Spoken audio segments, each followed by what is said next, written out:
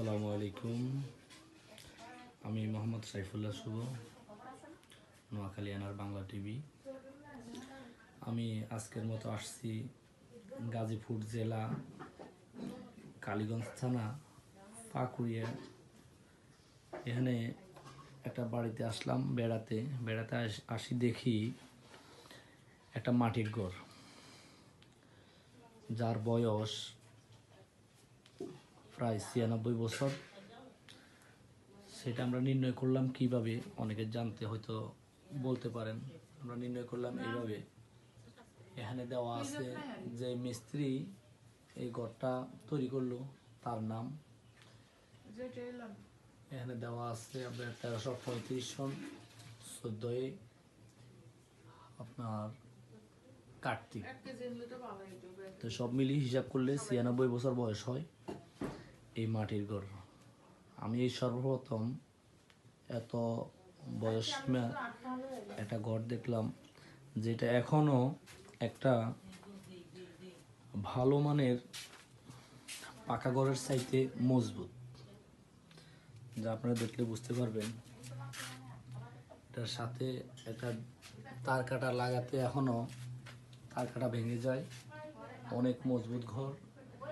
এগুলি হচ্ছে তাল গাছের, এটা যাই বলে তাল গাছের দিয়া এটাকে দেওয়া হয়েছে। কালীগঞ্জের একটা ঐতিহ্যবাহী ঘরের মধ্যে প্রত্যেক ঘরে একটা থাকে, সেটা হচ্ছে ধান রাখার জন্যে একটা, এটার কি বলে, সিন্দুক বলেন আর বাক্স বলেন যাই বলেন, এখানে 100 মণ ধান রাখা যায়। এই ঘর অনেক মজবুত, অনেক পুরনো, সেটা বর্তমানে কোথাও দেখা যায় না। প্রায় 100 বছরের কাছে তো হয়ে গেছে, আর 4 বছর বাকি আছে 100 বছর হইতে। তো সব মিলিয়ে আমরা যা বুঝতে পারলাম, এই ঘরটা অনেক পুরনো ঘর। আপনারা দেখেন, অনেক পুরনো বাড়ি।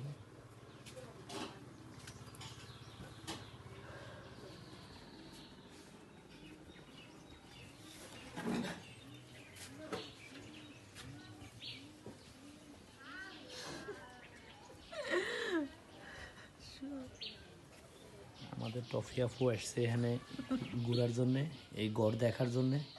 এটা অনেক পুরানো ঘর, ঘরটা দেখতে আসলো। এই ঘরের বয়স প্রায় 100 বছর। টফি আপু, আপনি এই পুরান ঘর দেখে কি উপলব্ধি করতে পারলেন? আপনার কাছে কেমন মনে হচ্ছে এই ঘরটা? আমি তো ঘুরতে আসছি, আমার থেকে অনেক ভালো লাগতেছে। যদি না একবার স্থানীয়ভাবে থাকতাম তাহলে আপনি কি প্রথম কি মনে করছেন যে এটা পাকা ঘর? হ্যাঁ, আমি তো ভাবছি ফাঁকাই, মানে সামনেরটা তো পুরোই ফাঁকা, পিছনে ঢুকি তো। আমি আপনাদেরকে দেখাই, আপনারা সামনে দেখলে বুঝতে পার, মনে হবে যে এটা হয়তো পাকা ঘর। আসলে না, এটা মাটির ঘরকে এভাবে করা হয়েছে। হ্যাঁ, থাই দিয়ে পুরো এমন সুন্দরভাবে করা হয়েছে যেটা পাকা ঘরের মতোই। দেখেন, এই ঘরের বয়স 96 বছর। এই যে একটা নারকেল গাছ, আর এই সৌন্দর্য অনেক মনে রাখার মতোই।